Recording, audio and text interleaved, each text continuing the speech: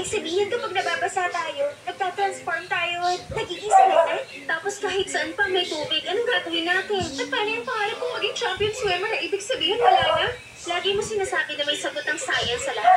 Ito na yung chance na patunayan yun. Hanapan mo kami ng solusyon, Mr. Genius. Wala naman ako alam tungkol sa mga sirena. At saka hindi ako naniniwala sa kanila noon. Kaya siguro ngayon, ayos lang talaga kayo. At ako lang yung nag-hallucinate. Luis, ikaw lang ang makakatulong sa amin. Hindi lang dahil sa genius ka, pero dahil ikaw lang ang nakakaalam ng secret namin. Okay, Cleo. Pag-aaralan ko na. Okay, makinig kayo. Walang ibang dapat makaalam. Wala ni isa. Dahil pag nangyari yun, tiyak na kung ano-anong experiment ang gagawin nila sa inyo.